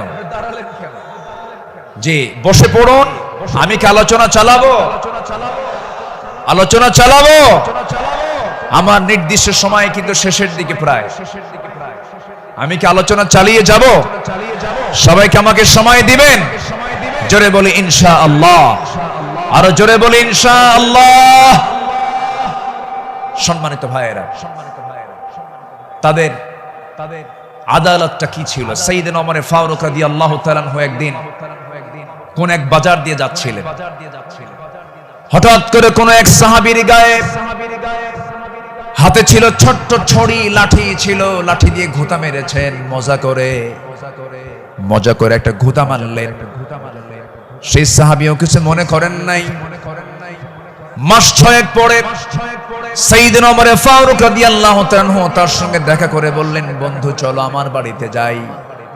বাড়িতে নিয়ে গেলেন, হাতটা ধরে ক্ষমা চেয়ে বললেন, শোনো আমার ভাইজান, অমুক দিন তোমার শরীরে একটু মজা করে একটু তরবারি কি বলে হাতের ছড়ি দিয়ে লাঠি দিয়ে একটু আঘাত করেছিলাম, কষ্ট পেলে আমাকে মাফ করে দিও। এই যে তোমার হাতে 600 দিরহাম দিয়ে দিলাম, তুমি আল্লাহর ঘর কাবা জিয়ারা করে আসবে। জবাবে সেই সাহাবী বলছেন, আমিরুল মুমিনিন, আপনি আমাকে যে আঘাত করেছেন এটা তো আমার মনেই নাই। সাইয়েদনা ওমর ফারুক বললেন, ও আমার ভাই, আমি যে তোমাকে মৃদু আঘাত করেছি, এটা যদি তুমি কিয়ামতের দিন আমার বিরুদ্ধে যদি আল্লাহর কাছে যদি আদালতে মামলা দিয়ে দাও, আমি জামিন পাবো না। এই জন্য আজকে দুনিয়াতেই তোমার কাছ থেকে আমি মাফ চেয়ে নিলাম। জোরে কোন সুবহানাল্লাহ। সাইয়েদনা ওমর ফারুক রাদিয়াল্লাহু তাআলা আনহু এক বোতল মধু এনেছেন, রাষ্ট্রের মধু। সেই মধুগুলো নিয়ে এসে বাড়িতে স্ত্রীর সামনে দাঁড়িয়ে বলছেন, স্ত্রী, মধুগুলো আনলাম। এই মধু শুধু আমাদের ঘরের জন্য নয়, আমার প্রতিবেশী আরো 4 ঘর সহ আমার ঘর মোট 5টা ভাগ হবে। তোমাকে দায়িত্ব দিলাম, এই মধুটা ভাগ করো। স্ত্রীকে মধু ভাগের দায়িত্ব দিই। সময় যেতে না যেতেই একটু পরেই তিনি বলছেন, স্ত্রী মন খারাপ করো না, আমি তোমাকে মধুভাগের দায়িত্ব দেব না। মধুর বোতলটা নিয়ে নিলেন, আস্তে করে প্রতিবেশীর ঘরে চলে গেলেন। প্রতিবেশীকে ডাক দিয়ে বলছেন, প্রতিবেশী, যে মধুর বোতলটা তোমাকে দিলাম সমান 5 ভাগে ভাগ করবে। একটা ভাগ তুমি আমাকে দিবে, বাকি 4 ভাগ তোমরা সব ভাগ করে নেবে। তিনি তার অংশের মধুটা নিয়ে আসলেন, নিয়ে সেই স্ত্রীর সামনে দাঁড়িয়ে বলছেন, আমার স্ত্রী, আল্লাহর কসম করে বলি, আমি তোমাকে সন্দেহ করিনি, আমি তোমাকে ভালোবাসি। আমি রাষ্ট্র চালাই, তুমি আমার পরিবার চালাও, সন্তানাদির দিকে খেয়াল করো, আমার বড় উপকার তুমি করো। আমি তোমাকে সন্দেহ করে তোমার হাত থেকে মধুর বোতল আমি নেই নাই। আমি নিয়েছি এই কারণটা হলো, এই যে মধু তুমি যখন ভাগ করতে যাবে, যদিও সমান ভাগে ভাগ করবে, কিন্তু মধু হলো তরল জিনিস। এই তরল মধু ভাগ করতে নিয়ে তোমার হাতে যতটুকু মধু লেগে যাবে, 1 ফোঁটা হোক, 2 ফোঁটা হোক, 3 ফোঁটা হোক, এতটুকু মধু আমাদের ভাগে বেশি আসুক এটা চাই নাই। মনে করে মধুভাগের দায়িত্ব আমি অন্যের কাঁধে চাপায়া দিয়েছি। জোরে বলি আল্লাহু আকবার। ইন্নাল্লাহা ইয়া'মুরু বিল আদল ওয়াল ইহসান। আল্লাহু আকবার বলি। নাম্বার 4 হলো 10টা পয়েন্ট, একটু কান লাগান, খরগোশের মতো কানটা একটু খাড়া করে মনোযোগ দিয়ে, সবাই মনোযোগ দিয়ে শুনুন। নাম্বার 4 হলো শ্রেষ্ঠদের কাতারে থেকেও নিরহংকার হয়ে অসহায় সাধারণের সাথে মিশে যাওয়া সাহাবে কেরামদের বৈশিষ্ট্য ছিল, আমার নবীর বৈশিষ্ট্য ছিল। আল্লাহ রাব্বুল আলামিন অর্ডার করেছেন وَأَخْفِضْ جَنَاحَكَ لِمَنِ اتَّبَعَكَ مِنَ الْمُؤْمِنِينَ সূরা শুআরা 215 নম্বর আয়াত। মুমিনদের মধ্যে যারা তোমার অনুসরণ করে তাদের প্রতি তোমার বাহুকে অবনত করো, তাদের জন্য তুমি সুন্দর করে তাদের পাশে দাঁড়িয়ে যাও, দিলটা নরম করে তাদের সঙ্গে কথা বলো। জোরে বলি সুবহানাল্লাহ। আমার বন্ধুগণ, সাইয়েদনা আবু বকর সিদ্দিক রাদিয়াল্লাহু আনহুর খেলাফত আমল চলছিল। সাইয়েদনা আবু বকর রাদিয়াল্লাহু তাআলা আনহু সেই সময় যখন তিনি খেলাফত পেলেন, নতুন যখন তিনি দায়িত্ব পেলেন, খেলাফত গ্রহণ যখন তিনি করলেন, নতুন খলিফা হয়েছেন, এই খেলাফতের সংবাদ পেয়ে অনেকে আনন্দ প্রকাশ করছে। সুন্দর একজন খলিফা আমরা পেয়েছি। কিন্তু ওই মদিনার ছোট্ট একটা গ্রামের একজন মহিলা অঝরে ঝাড়ে কাঁদতেছে, কান্নায় সে ভেঙে পড়ছে। সবাই বলল, মহিলা তুমি কান্দো কেন? ও নারী তুমি কান্দো কেন? ও মহিলা তুমি কান্দো কেন? কান্নার হেতুটা কি? সঙ্গে সঙ্গে মহিলা বলতেছে, কান্নার কারণ হলো এমন একজন ব্যক্তি খেলাফতের দায়িত্ব পেয়েছে যে লোকটা আমার বাড়ির প্রত্যেকদিন ছাগলটা দহন করে যেত, ছাগলের দুধটা দহন করত। আজকে সে খেলাফতের দায়িত্ব পেল, কিন্তু আমার এই ছাগলের দুধটা দহন করার মতো লোক আর আমি পাবো না, এই জন্য আমি কান্দি। ওই মহিলার কান্না যখন সাইয়েদনা আবু বকরের কানে যখন সংবাদটা চলে গেছে, ওই মহিলার সামনে দাঁড়িয়ে বলছেন, মহিলা কেঁদো না, আমি খলিফার দায়িত্ব পেয়েছি, খেলাফতের দায়িত্ব পেয়েছি বলে তোমার দায়িত্ব আমি পালন করব না, ভুল কথা। আমার দায়িত্ব এটা রয়ে যাবে, আমার খেলাফতের দায়িত্ব রয়ে যাবে। জোরে বলেন সুবহানাল্লাহ। ইবনে আসাকার বলেন, সিরাত গ্রন্থে এসেছে সাইয়েদনা আবু বকর সিদ্দিক রাদিয়াল্লাহু তাআলা আনহু একটা গ্রাম ছিল, একটা পল্লী ছিল, ছোট্ট একটা মহল্লা ছিল। ওই মহল্লার প্রত্যেক ঘরে ঘরে গিয়ে সাইয়েদনা আবু বকর প্রত্যেক ঘরের ছাগলগুলোর দুধ তিনি দহন করে দিয়ে আসতেন। জোরে বলেন সুবহানাল্লাহ। আরো জোরে বলি সুবহানাল্লাহ। শ্রেষ্ঠত্বের কাতারে থেকেও নিরহংকারী হয়ে তারা জনগণের খাদেম ছিলেন, জনগণের খেদমত তারা করেছেন। রাতের বেলা একদিন তিনি খালি পায়ে হাঁটতেছেন। কি পায়ে বলেন? খালি পায়ে হাঁটতেছেন। সাইয়েদনা ওমর ফারুক দেখে বলছেন, আমিরুল মুমিনিন, আপনি খালি পায়ে হাঁটেন কেন? পাথরের আঘাতে আপনার চামড়া ফেটে তো রক্ত বের হয়ে যাবে, আপনি আহত হয়ে পড়বেন, রক্তাক্ত হয়ে যাবেন। তিনি বলছেন, ভাই ওমর, এই রাতের গভীর রাত্রিতে, গভীর নিশীথে আমি যদি জুতা পায়ে হাঁটতে যাই, পাথরের সাথে জুতার একটা আঘাত লাগবে, একটা শব্দ সৃষ্টি হয়ে যাবে। এই শব্দে যদি আমার নাগরিকের যদি ঘুমের ব্যাঘাত হয়, কিয়ামতের দিন আমাকে তার জন্য আসামির কাঠ গড়ায় দাঁড়াতে হবে। জোরে বলি আল্লাহু আকবার। ঢাকা থেকে নেতা আসিতেছেন চট্টগ্রাম, ঢাকা চট্টগ্রামের রোড 4 ঘন্টা বন্ধ। এমন নেতৃত্ব আমরা চাই না। আমরা শাসক দেখতে চাই, জনগণের শাসক, ঠিক কিনা? আমরা কিসের শাসক দেখতে চাই? যাকে দেখলে ওমরের কথা মনে হবে, যাকে দেখলে আবু বকরের কথা মনে হবে, যাকে দেখলে ওসমানের কথা মনে হবে। একটা ওমর আল্লাহ পাক তুমি বাংলার জমিনে দিয়া দাও। জোরে বলি আল্লাহুম্মা আমিন। সাইয়েদনা আবু বকর সিদ্দিক রাদিয়াল্লাহু তাআলা আনহু,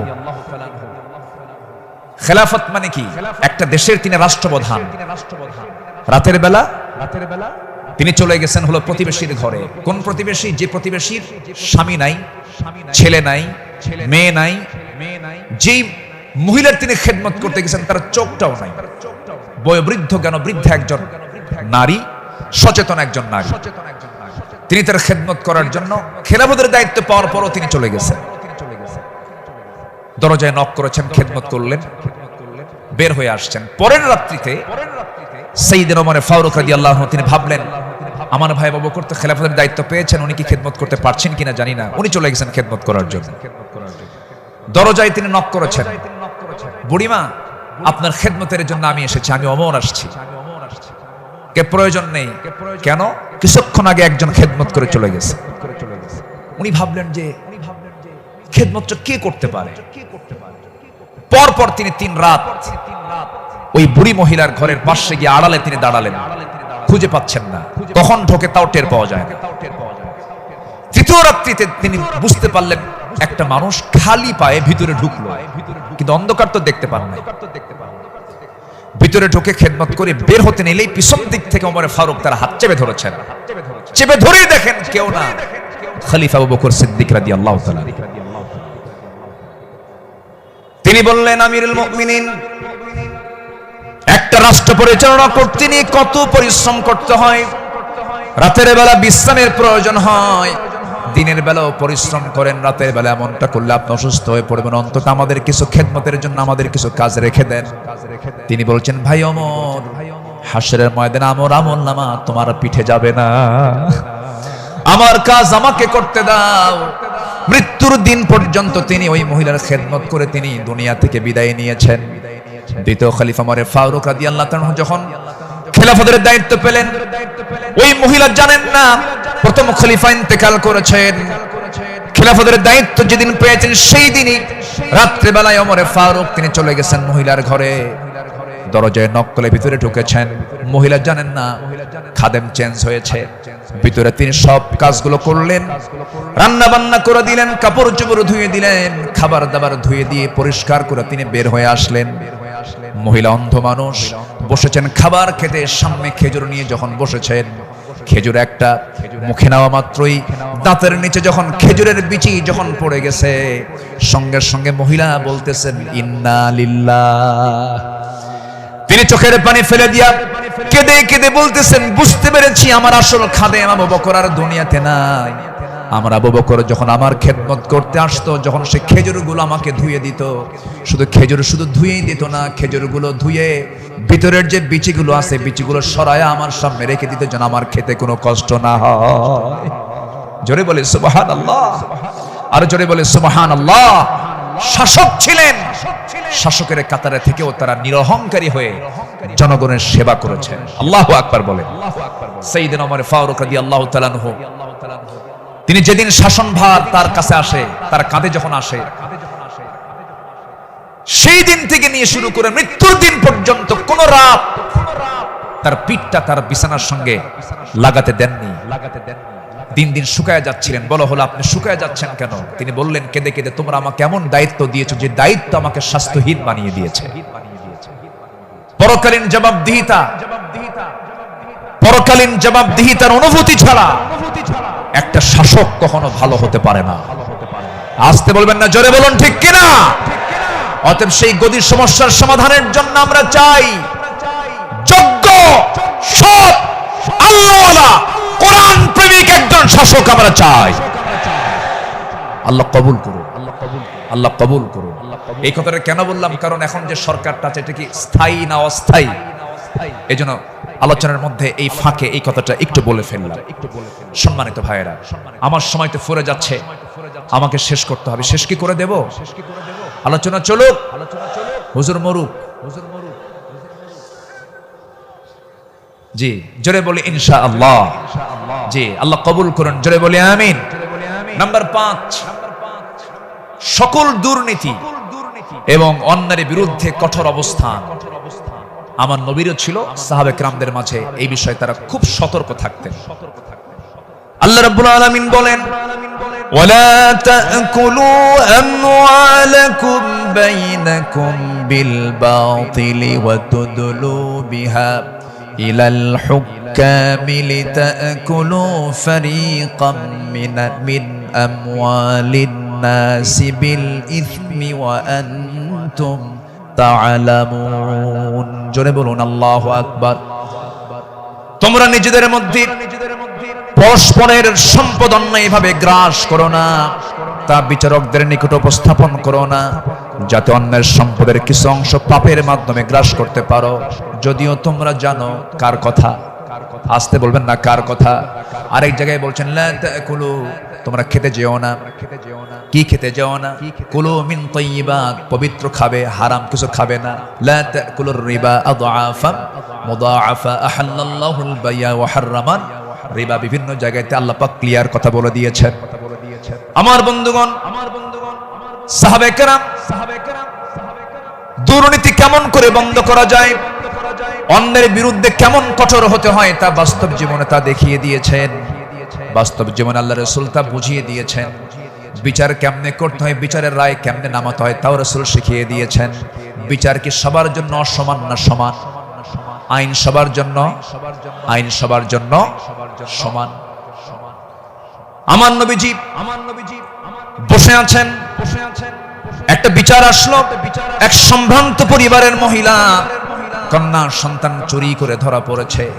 রাসূল বললেন কোনো কথা নাই, হাত কাটো, হাত কেটে ফেলো। রাসূল অর্ডার দিলেন। আমার নবীর উপরে কথা বলার কোনো সাহস করো নাই। ওই সম্ভ্রান্ত পরিবারের লোকজন এসে সাইয়েদনা ওমর ফারুককে বিভিন্ন কিছু বুঝায়া দিয়ে বলছেন আপনি যদি রাসূলকে সুপারিশ করেন হয়তো রাসূল শুনতে পারেন। সাইয়েদনা ওমর ফারুক এসে আমার নবীর সামনে দাঁড়িয়ে বলছেন ইয়া রাসূলুল্লাহ, যে মহিলার হাত কাটার অর্ডার দেওয়া হয়েছে সে তো সম্ভ্রান্ত পরিবারের, দেখুন তো কিছু করা যায় নাকি? আমার নবীজি সেই সময় আল্লাহর কসম করে বলেন আল্লাহি, হে আমার ওমর, আল্লাহর কসম করে বললি, আল্লাহর কসম করে বলছি এই চুরিটা যদি ওই সম্ভ্রান্ত পরিবারের মেয়ে ফাতিমা না হয়ে যদি কলিজার টুকরা মেয়ে আমার ফাতিমা বিনতে মুহাম্মদ হতো, যদি এটা প্রমাণ হয়ে যেত লাকাতাতু ইয়াদাহা, আমি রাসূল নিজে তার হাতটা ধরে কেটে দিতাম। আল্লাহু আকবার। দুর্নীতির কোনো সুযোগ সেই সমাজে ছিল না, কারণ যারা বিচার করেছেন তারা ছিলেন হলো সৎ বিচারক। আমরা সৎ শাসক, সৎ বিচারক দেখতে চাই। আর সৎ শাসক এবং সৎ বিচারক সৃষ্টি তখনই হতে পারে যারা কোরআন সমাজে চায়। যারা সমাজে কি চায়? কোরআন চায়। সাইয়েদনা ওমর ফারুক রাদিয়াল্লাহু তাআলা আনহু যে সময় তিনি খলিফাতুল মুসলিমিন, ইরাকের গভর্নর ছিলেন হলো আবু মুসা আশআরী রাদিয়াল্লাহু তাআলা আনহু।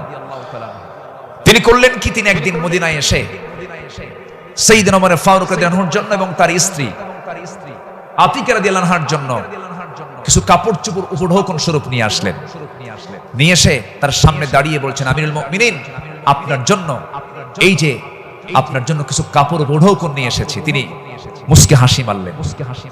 মুস্কি হাসি মেরে বললেন আমার গভর্নর আবু মুসা আশআরী, তুমি আমার জন্য এই যে উপঢৌকন গুলো নিয়ে এসেছো, হাদিয়া নেওয়া সুন্নাত, হাদিয়া দেওয়া সুন্নাত, তাহাদু তাহাব্বু, ভালো কথা, এটা সাধারণ ব্যক্তিদের মাঝে হতে পারে, কিন্তু আমি শাসক, আমি যদি আজকে তোমার এই উপঢৌকন গ্রহণ করি ঘুষের পর্যায়েও যেতে পারে, আমি এটা গ্রহণ করব না।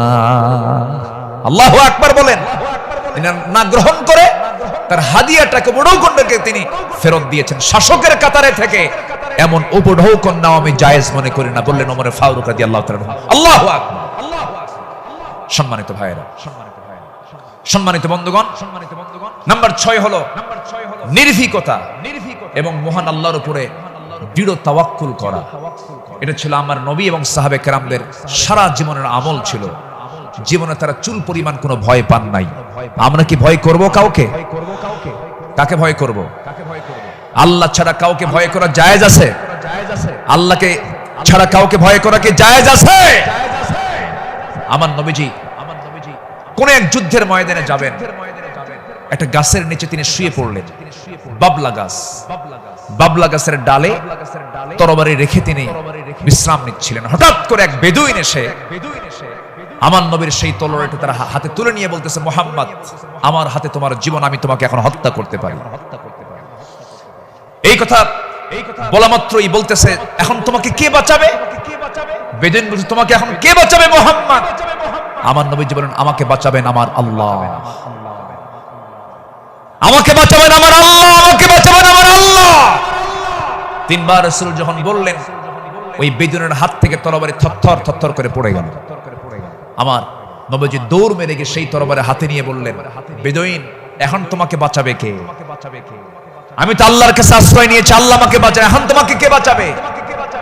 বেদুইন তার চোখের পানি আটকাতে না পেরে আমার নবীর সামনে দাঁড়িয়ে বলছে, আপনি সত্যি আল্লাহর রাসূল, আপনি আমাকে পড়িয়ে দেন লা ইলাহা ইল্লাল্লাহ, ফাইদা আযামতা ফাতাওয়াক্কাল আলাল্লাহ ওয়া কাফা বিল্লাহি ওয়াকিলা, ইন্নাল্লাহা ইউহিব্বুল মুতাওয়াক্কিলিন ওয়া মান ইয়াতাওয়াক্কাল আলাল্লাহ ফাহুয়া হাসবুহ। যে ব্যক্তি আল্লাহর প্রতি তাওয়াক্কুল করবে আল্লাহ তার জন্য যথেষ্ট হয়ে যান। আমাদের ভরসা রাশিয়া নয়, আমেরিকা নয়, ইন্ডিয়া নয়, চায়না নয়, আমাদের কার মধ্যে ভরসা করার দরকার না, আমাদের ভরসা কে? আসতে বলবেন না তিনি কে? আমাদেরকে বাঁচাবেন তিনি, যার হাতে আমাদের প্রাণ, তিনি সে আল্লাহ আমাদেরকে বাঁচাবেন। আল্লাহ কবুল করুন, জোরে বলি আমিন। ইসলাম গ্রহণ করেছেন 40 নম্বরে, 41 নম্বরে সাইয়েদনা ওমর ফারুক রাদিয়াল্লাহু তাআলা আনহু ইসলাম কবুল করেই রাসূলের সামনে তরবারি রাসূলের পায়ের কাছে রেখে বললেন, ইয়া রাসূলুল্লাহ, আমাদের মুসলমানদের সংখ্যা কত? আমার রাসূল বললেন, ওমর, সাহাবীর সংখ্যা মাত্র 40 জন, 40 থেকে 41 জন। সাইয়েদনা ওমর ফারুক, এটাই বিশাল সংখ্যা। আজকে আমরা কাবার চত্বরে গিয়ে প্রকাশ্যে ঘোষণা করব, লা ইলাহা। কোন সাহাবী বললেন? বলেন কোন সাহাবী? আজকে তো এক সাহাবীর ইতিহাসটা একটু বেশি টানলাম, প্রসঙ্গটা চলে আসলো। তিনি বলে ফেললেন, কি পরিমাণ সাহস হতে পারে! সাহসের পিরামিড। সাইয়েদনা ওমর ফারুক গিয়ে প্রকাশ্য রূপে সামনে ঘোষণা করলেন, কে আছো? আমার সামনে আসো। লা ইলাহা, তরবারি হাতে, দীপ্ত পদক্ষেপে, আল্লাহু আকবার ধ্বনিতে মুখরিত করে আকাশ বাতাস সামনের দিকে যেতে লাগলেন। আবু জেহেল হতভম্ব হলো। আবু জেহেল মনে মনে ভাবলো, পাঠালাম কি জন্য, আর হয়ে গেল কি? সাইয়েদনা ওমর ফারুক রাদিয়াল্লাহু তাআলা এত সাহসী ছিলেন, সেই বজ্র কণ্ঠের ওমর এখনো দরকার আছে না নাই? সেই বজ্র কণ্ঠের ওমর এখনো দরকার আছে না নাই? নতুন বাংলাদেশ তৈরি করার জন্য ওমর প্রয়োজন, আবু বকর প্রয়োজন। আমরা আবু বকরের মতো দৃঢ়চেতা হব, ওমরের মতো সাহসী হব, ওসমানের মতো ধৈর্যশীল হব, আলীর মতো লড়াকু সৈনিক হয়ে বাতিল শক্তির মোকাবেলায় আমরা ঝাঁপিয়ে পড়ব প্রয়োজনে। রাজি আছেন কারা কারা? হাত উঁচু করে দেখান মুসলমান।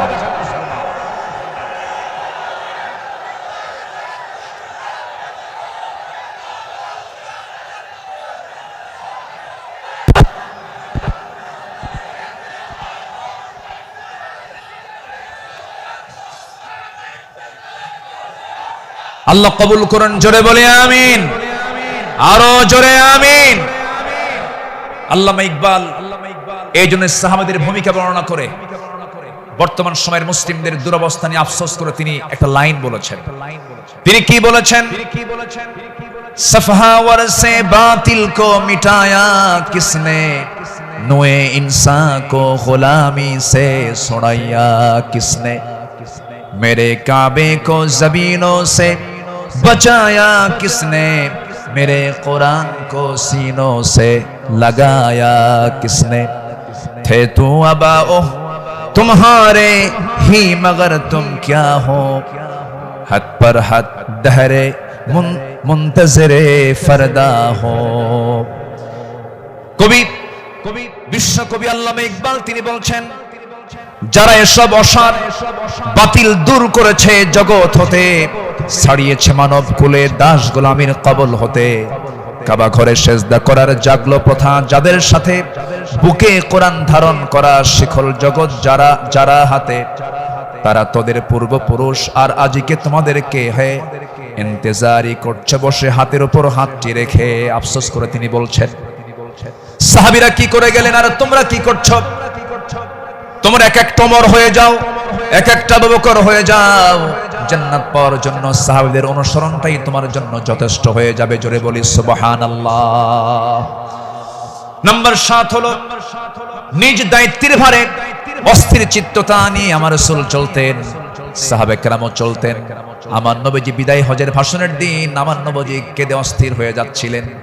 সাহাবে কেরামকে লক্ষ্য করে বলছেন, ওয়া আনতুম তুসআলুনা আন্নী ফামা আনতুম কাইলুন, আমার ব্যাপারে প্রশ্ন করা হলে তোমরা কি বলবে? সাহাবীরা বললেন, নাশহাদু আন্নাকা ক্বাদ বাল্লাগতা ওয়া আদাইতা ওয়া নাসাহতা, আমরা সাক্ষ্য দেব আপনি দায়িত্ব পালন করেছেন, আপনি উপদেশ দিয়েছেন। এই কথা শুনে আমার নবীজি শাহাদাত আঙ্গুলে উঁচু করে আকাশের দিকে লক্ষ্য করে আল্লাহকে বলছেন, আল্লাহুম্মা শাহাদ, আল্লাহুম্মা শাহাদ, আল্লাহুম্মা শাহাদ। আল্লাহ তুমি সাক্ষী থাকো, আল্লাহ তুমি সাক্ষী থাকো, আমার সাহাবীরা আমার পক্ষে কথা বলছে। আল্লাহু আকবার। নিজের দায়িত্ব নিয়ে রাসূল খুব অস্থির চিত্ততা প্রকাশ করতেন মাঝে মাঝে। আমার বন্ধুগণ, আমার নবীজি মাঝে মাঝে এত পরিমাণ কাঁদতেন, কান্নার পরিমাণ এত হতো, আমার নবীজি যখন সেজদায় পড়ে যেতেন না, সেই শরীফের হাদিসে এসেছে পানি গরম হলে পরে টকবক যেমন আওয়াজ হয়, ফুটন্ত পানি যেমন টকবক টকবক আওয়াজ করে, আমার নবীজি সেজদার সময় এত পরিমাণ কাঁদতেন। আমার নবীজির সেজদার সময় যে মুখ থেকে কান্নার আওয়াজটা বের হতো টকবক করা পানির মতো, এত কাঁদতেন তিনি। কেন কাঁদতেন? কি জন্য কাঁদতেন? তিনি শুধু চেয়েছেন, ও আল্লাহ, আমার উম্মতকে তুমি জাহান্নাম দিবা না, আমার উম্মতকে তুমি জান্নাত দিবা। তিনি তার নিজের জন্য বেশি কেঁদেছেন না, উম্মতের জন্য বেশি কেঁদেছেন, উম্মতের জন্য বেশি কেঁদেছেন। আমার বন্ধুগণ, এই জন্য এই পৃথিবীতে সবচাইতে বেশি ভালোবাসবে এক নাম্বার কাকে বলেন? আসতে বলবেন না কাকে? নাম্বার 2 হচ্ছে মুহাম্মদ সাল্লাল্লাহু আলাইহি ওয়াসাল্লামকে আমরা ভালোবাসবো। তিনিও ভালোবেসেছেন। আমার ভাইয়েরা, আমার বন্ধুগণ, নাম্বার 8 হলো আদর্শ নেতৃত্বের অনুতুলনীয় আলোক ছটাই সাহাবে কেরাম। সাহাবে কেরামকে আল্লাহ রাব্বুল আলামিন অনেক সম্মান দান করেছেন। লাকাদ আরসালনা রুসুলানা বিল বাইয়িনাতি ওয়া আনজালনা মাআহুমুল কিতাবা ওয়াল মিজানা লিয়াকুমান নাসু বিল কিসত। জোরে বলুন আল্লাহু আকবার। আমার বন্ধুগণ, সময় যেহেতু কম, শেষের দিকে আস্তে আস্তে চলে যাচ্ছি। নাম্বার 9 হলো তাকওয়ার উজ্জ্বল দৃষ্টান্ত ছিলেন আমার নবী এবং সাহাবে কেরাম। লাকিনিল্লাযীনা তাকাও রাব্বাহুম লাহুম জান্নাতুন তাজরি মিন তাহতিহাল আনহার আল আনহারু খালিদিনা ফিহা নুজুলাম মিন ইনদিল্লাহ ওয়ামা ইনদাল্লাহি খায়রুল লিল আবরার। জোরে বলুন আল্লাহু আকবার। যারা নিজেদের প্রতিপালককে ভয় করে চলেন, তাদের জন্য আছে এমন সব উদ্যান, এমন সব জান্নাত যারা তলদেশ দিয়ে নহর প্রবাহিত। আল্লাহর পক্ষ থেকে অতিথিয়তা স্বরূপ তারা সর্বদা সেখানে থাকবে। আল্লাহর নিকট যা কিছু আছে পুণ্যবানদের জন্য তাই হলো শ্রেষ্ঠ। জোরে বলি সুবহানাল্লাহ। তাকওয়া কাকে বলে সাহাবে কেরাম শিখিয়েছেন। তাকওয়া কাকে বলে আম্বিয়া কেরাম শিখিয়েছেন। বিশেষ করে আমার নবীজি তাকওয়ার তিনি মূর্ত প্রতীক ছিলেন। আমার বন্ধুগণ, নাম্বার 10 হলো, নাম্বার 10 সর্বশেষ যেটা, সেটা হলো আল্লাহর কাছে বিনম্র চিত্তে অশ্রু ঝরানো, চোখের পানি ফেলে ফেলে কাঁদা। এই দুনিয়াতে আমি যখন জন্ম নিয়েছি, আমার প্রথম ভাষা ছিল হাসা না কাঁদা, হাসি না কান্না। মার পেট থেকে দুনিয়াতে এসে আমি কেঁদেছি না হেসেছি? কেঁদেছি। মূলত এই জায়গাটা হলো, এই দুনিয়াটা হলো কান্নাকাটি করার জায়গা। হাসির জায়গা হলো জান্নাত, আনন্দের জায়গা হলো জান্নাত। জান্নাতে গিয়ে বান্দার জীবনের সমস্ত আনন্দ সেই জান্নাতই সে ভোগ করবে। হুজিবাতুল জান্নাতু বিল মাকারিহ হুজিবাতুন নারু বিশ শাহাওয়াত। আমার বন্ধুগণ, আমার নবীজি যখন কাঁদতেন, অস্থির হয়ে যেতেন, তার চোখের কোনা বেয়ে টপ টপ করে পানি পড়তো, দাড়িগুলো ভিজে যেত, কপাল ফুলে যেত, হাঁটুগুলো ফুলে যেত। ঘন্টার পরে ঘন্টা সেজদায় পড়ে কেঁদেছেন, কারণ আল্লাহ পাক তার শানে বলেছেন, ওয়া মিনাল লাইলি ফাতাহাজ্জাদ বিহি নাফিলাতাল লাক আসা আইয়াবআসাকা রাব্বুকা মাকামান মাহমুদা। জোরে বলুন আল্লাহু আকবার। আরেক জায়গায় বলছেন, ওয়াল্লাযীনা ইয়াবিতুনা লিরাব্বিহিম সুজদান ওয়া কিয়ামা ওয়াল্লাযীনা ইয়াকুলুনা রাব্বানা ইসরিফ আন্না আযাবা জাহান্নাম ইন্না আযাবাহা কানা গরামান ইন্নাহা সাআত মুস্তাকাররান ওয়া মুকামা। আল্লাহর যারা বান্দা হবে, রাত গভীর হয়ে যাবে, সবাই ঘুমের সাগরে হাবুডুবু খাবে, কিন্তু আল্লাহর পছন্দের বান্দা যারা, তারা তো জানেই আল্লাহ সব সময় প্রথম আকাশে আসেন না। আল্লাহ তাআলা প্রথম আকাশে আসেন কোন সময়? বলুন কোন সময়? কোন সময়? কোন সময়? কোন সময়? শেষ রাত্রিতে চলে আসেন। ফিস সামাঈদ দুনিয়া আলা মিন মুস্তাগফিরিন ফাগফির লাহ। কোন ক্ষমা প্রার্থী আছে আমার কাছে ক্ষমা চাবে, সেই সময় আল্লাহ পাক দুনিয়ার আকাশে চলে আসেন। আল্লাহর পছন্দের বান্দা এই চান্সটা ছেড়ে দেন না। শেষ রাত্রে উঠে চোখের পানি ফেলে শিশুর মতো যারা কান্দাকাটি করবে, আল্লাহর কাছে যারা রোনাজারি করবে, আপনি কি জানেন 7 সমুদ্রের পানি দিয়ে জাহান্নাম নিভতে পারে না, কিন্তু বান্দা যদি আল্লাহর ভয়ে এক ফোঁটা চোখের পানি ফেলতে পারে, এক ফোঁটা চোখের পানি 7টা জাহান্নামকে নিভাইয়া দিতে পারে। আমরা কাঁদবো কার কাছে? আসতে বলবেন না কাঁদবো কার কাছে? পৃথিবীতে কান্নাকাটি করার জায়গা কয়টা? বলেন কয়টা জায়গা? এক জায়গা কার কাছে? আল্লাহর কাছে আমরা চোখের পানি ফেলে ফেলে কাঁদবো, আল্লাহর কাছে আমরা রোনাজারি করব। পৃথিবীর মানুষের কাছে কাঁদবেন, কেউ বলবো ফিনাতে এমনি কাঁদতে, কোন একটা লক্ষ্য আছে, মতলব খারাপ। কত কি বলবে, স্বামী তার বউয়ের কাছে কাঁদবে, বউ তার স্বামীর কাছে কাঁদবে, ছেলে বাবার কাছে কাঁদবে, বাবা ছেলের কাছে কাঁদবে, সেখানে কিছু স্বার্থ থাকতে পারে। কিন্তু বান্দা যদি শুধুমাত্র আল্লাহর জন্য কাঁদতে পারে, আল্লাহ রাব্বুল আলামিন তার বান্দার সেই কান্নার পরিপূর্ণ জাযা, পরিপূর্ণ পুরস্কার সেই বান্দার হাতে তুলে দিবেন। এই জন্য আমরা চোখের পানি খরচ করব কার জন্য? আসতে বলবো না কার জন্য আমরা খরচ করব? ইন্নাল্লাযীনা উতুল ইলমা মিন ক্বাবলিহি ওয়া ইযা ইউতলা আলাইহিম ইয়াখিরুনা লিল আযকানি সুজদা। সূরা বনী ইসরাঈল 107 নম্বর আয়াত। যাদেরকে এর পূর্বে জ্ঞান দান করা হয়েছে, তাদের সামনে যখন আবৃত্তি করা হয়, তখন তারা বিনয়ের সাথে কাঁদতে কাঁদতে ভূমিতে জমিনে তারা লুটিয়ে পড়ে। ইয়াখিরুনা লিল আযকানি সুজদা।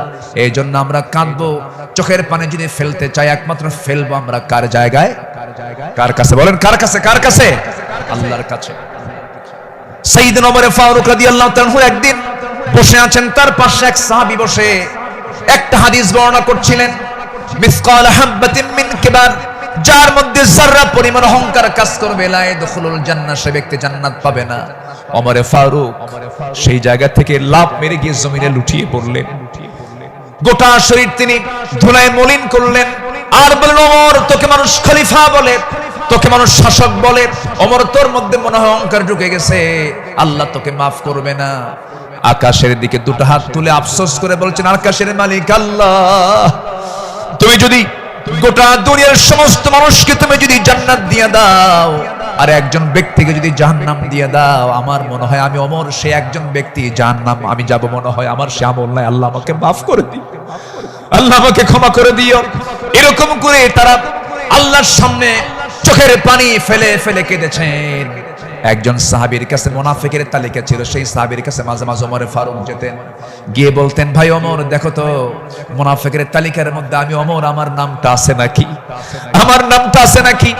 সাহাবী বলতেন, ভাই ওমর, আপনার নাম থাকবে কেন? আপনি তো জান্নাহ, ওমর ফিল জান্নাহ। তিনি উত্তরে বলতেন, ভাই রে, আমার মন বলছে কেন যেন মনে হয় আমি কি মুনাফিকের কাতারে চলে গেলাম কিনা। কি চিন্তা তাদের মধ্যে কাজ করতো, কার ভয়, কার ভয়, কার ভয়? আসতে বলবেন না কার ভয়? সবাইকে তাহাজ্জুদের নামাজ পড়তে রাজি আছেন? 5 ওয়াক্ত নামাজ পড়ার দরকার নাই, হ্যাঁ কি দরকার আছে কিনা বলেন? তাহলে 5 ওয়াক্ত নামাজও পড়বো এবং স্পেশাল অফার, ওই সময় চোখের পানি ফেললে বান্দার কোনো দোয়া মিস হয় না, সেটা হচ্ছে কি? ওয়াল্লাযীনা ইয়াবিতুনা লিরাব্বিহিম সুজদান ওয়া কিয়ামা, যারা রাতটা কাটায় দেয় রুকুতে এবং সিজদার মধ্যে। কার কাছে? 5 ওয়াক্ত নামাজ পড়বেন কারা কারা? একটু হাত উঁচু করে দেখান তো, বলি দেখি, জোরে বলি ইয়া আল্লাহ, আরো জোরে ইয়া আল্লাহ। আমাদেরকে 5 ওয়াক্ত সালাত আদায় করার তৌফিক তুমি আল্লাহ দিয়ে দাও। জোরে বলি আমিন, আরো জোরে আমিন, আরো জোরে আমিন। আসুন, যেহেতু আজকে প্রথম রজনী, আগামীকালকেও মাহফিল আছে, সবাই আসবেন কিনা? আমরা এই 5 দিন নিয়মিত মাহফিল আসবো, জোরে বলি ইনশাআল্লাহ। এই মাহফিল চট্টগ্রামবাসীর জন্য একটা বড় নিয়ামত। আল্লাহ তুমি এই মাহফিলকে কবুল করো, জোরে বলি আল্লাহুম্মা আমিন। আমরা আর সময় ক্ষেপণ করব না, যেহেতু আগামীকালকেও এখানে মাহফিল আছে, পরশু আছে, তারপরের দিন আছে, প্রত্যেক দিন নতুন নতুন মেহমান এবার সিলেকশন হয়েছে। কুল্লু জাদীদুন লাযীযুন, আসবেন, এক একটা ফুলের এক একটা ঘ্রাণ আপনারা নেবেন ইনশাআল্লাহ। আল্লাহ পাক এই মাহফিলকে কবুল করুন, এই মাহফিলের কমিটি বৃন্দের সকল খেদমতকে আল্লাহ পাক কবুল করুন। অধ্যক্ষ মোহাম্মদ তাহের সাহেব আমার বাম পাশে বসা, আল্লাহ তুমি তার সকল খেদমতকে তুমি আল্লাহ কবুল করে নাও। আর আমি সময়টা না বাড়িয়ে, সময় ক্ষেপণ না করে, আসুন সোজা আমরা এখন দোয়ার দিকে যাব। আমরা চাইবো কার কাছে? চাইবো কার কাছে? সবাই একটু তাশাহুদের সুরতে বসে পড়ি। এটা বিনয়ী হয়ে আমরা আল্লাহর কাছে চাবো, আল্লাহ যেন আমাদের জিন্দেগীর সকল গুনাহগুলোকে মাফ করে দেন।